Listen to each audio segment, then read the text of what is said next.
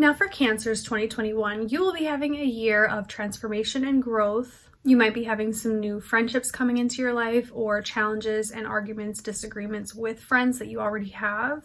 There also can be some possible travel that you're experiencing, and even possibly some unpleasant things that you're experiencing in your relationships or marriage partnerships. But overall, 2021 will feel a bit lighter and easier for you, I think, than 2020 has, since most of the planets are moving out of those cardinal signs into the fixed signs for 2021. My name is Desiree with theastrologyaddiction.com, and thank you so much for watching. Now, today's video is for Cancer rising specifically, but if you don't know your rising sign, you can listen for your sun or your moon sign. Please like this video, subscribe to my channel, and if you are interested in booking a reading with me, my link is in the description box. I practice traditional Hellenistic astrology, and my goal is to help you find purpose and understanding through the cosmos. So we'll start with January of 2021. Now we're ending this Pluto and Mars square that's been going on from Aries, which is your 10th house, to your 7th house of relationships.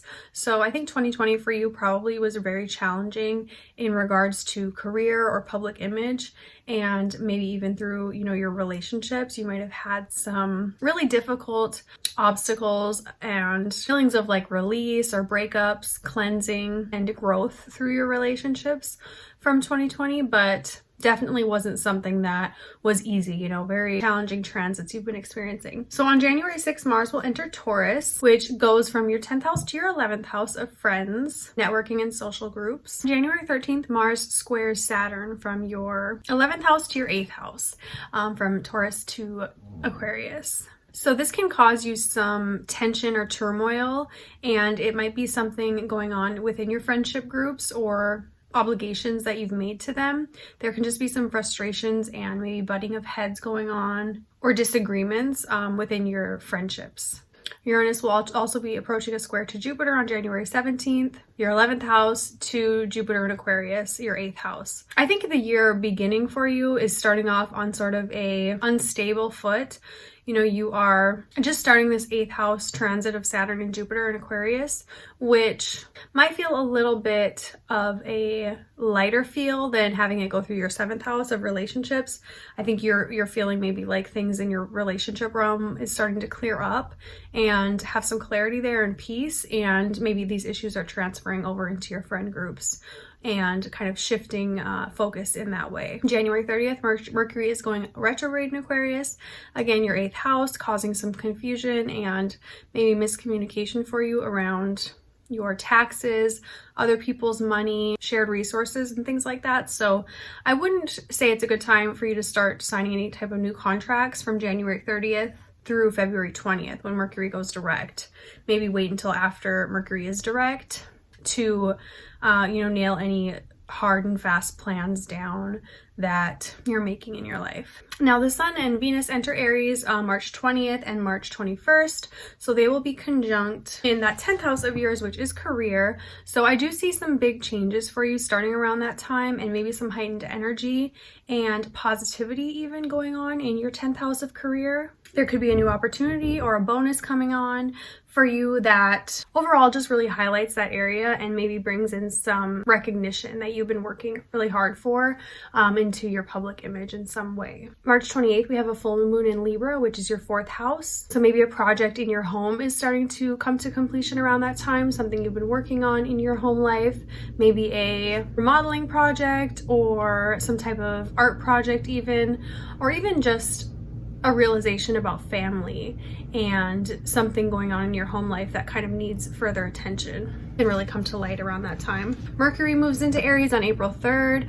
which brings in a lot of new energy and messages, communication, especially for you around your career. That 10th house again, public image. There could be just a lot of action and activity going on in your work at that time. Now at the end of April, we are getting this stellium in Taurus, which is your 11th house of friends and networking, so you can have definitely a heightened like social aspect to your life going on at the end of April through May.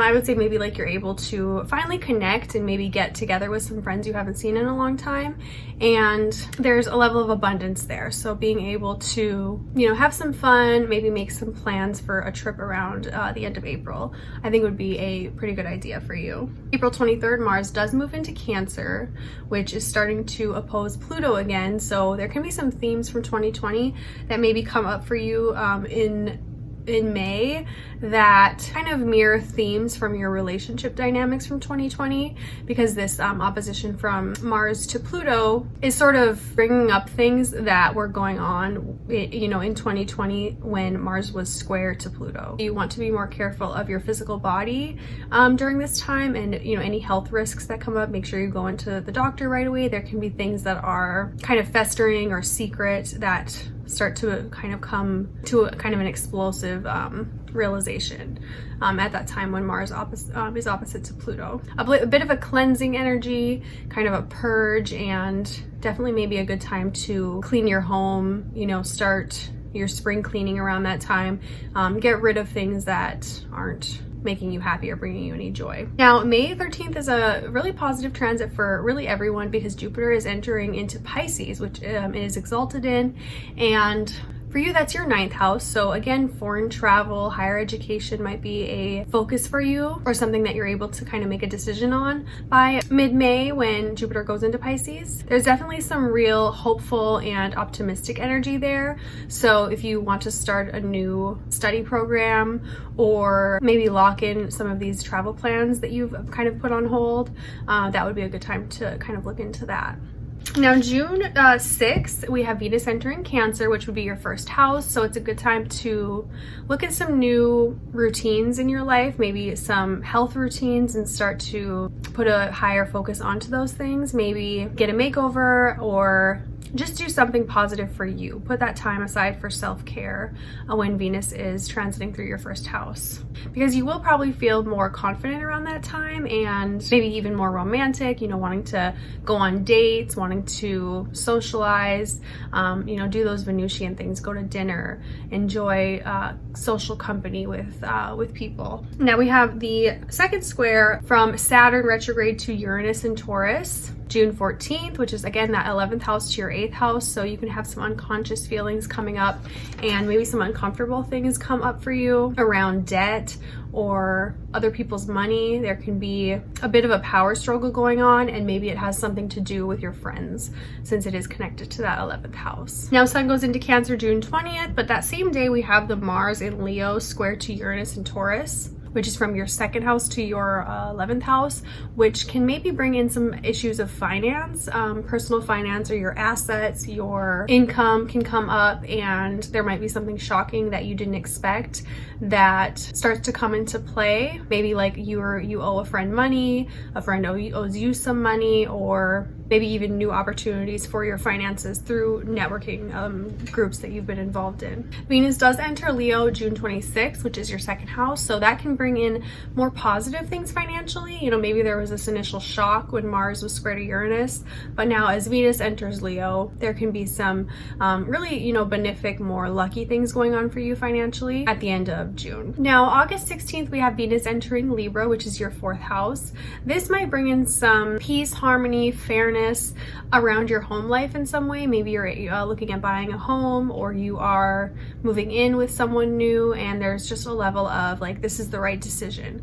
So I think if you are looking at purchasing any property or doing anything around your home, you know, organizing, redecorating, things like that, mid-August until about September 10th, when Venus enters Scorpio, is a great time to take advantage of that. Venus will also be trine to Saturn simultaneously to Aquarius from Libra, so there's some great level of understanding there, and maybe deals and negotiations starting to agree on how to move forward, especially if it is something that does involve other people's money and your home that you're working on.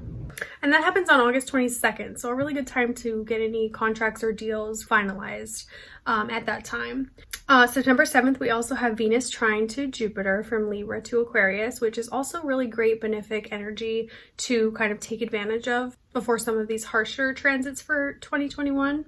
especially for you within your home life. You know, there may be things that you're able to heal, relationships that you're mending on the home front, and kind of that transformative energy going on within yourself coming in from that 8th house. But overall, it's a benefic time for you to, again, finalize deals and negotiations within your shared resources if you do share finances with someone, or if you're in any type of like living situation with someone, since that Venus will still be in the 4th house for you. Mercury does go retrograde on September 27th. So I think you have, you know, up until then to really lock down these decisions that you're making in your life, because once Mercury does go retrograde in your 4th house, you'll have to kind of go back and revisit things. So it's better to get them done and kind of out the door before Mercury goes into retrograde. Now on October 20th, Aries will be having a full moon at 27 degrees. This is opposite to the Sun and Mars in Libra. So this is kind of a volatile aspect for your career and your home life. So again, it just ties in those two places in your chart. And I could see there being some real disagreements on like where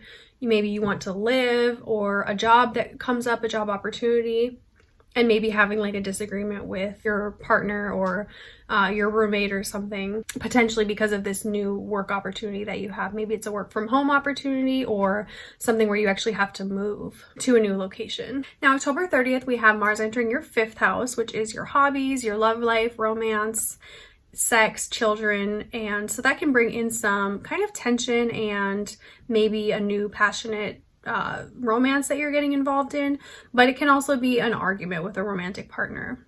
Maybe someone that you thought you had this peace with from the previous few months of, you know, having that nice Venus transit in Libra and some of that more benefic energy going on. There could be a bit of a disagreement that starts to bubble up. And this is also because Mars will be applying to that square to Saturn in your 8th house in Aquarius.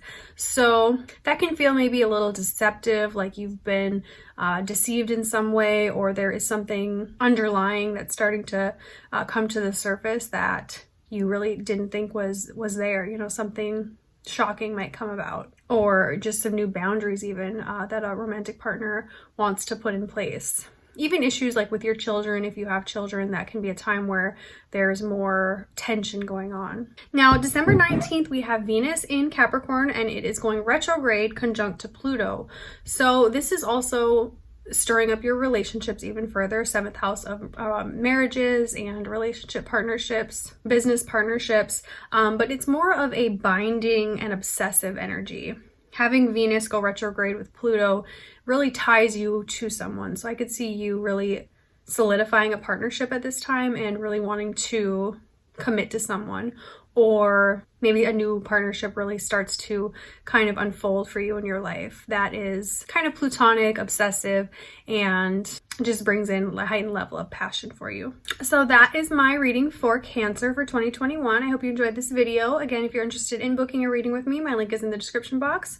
Thanks again for watching. And now on the screen, I have the Jupiter-Pluto conjunction. So take a look at this video to see how this 200-year event is going to be affecting your life in your 8th house, transformation, death, other people's money. And thanks again for watching. Bye now.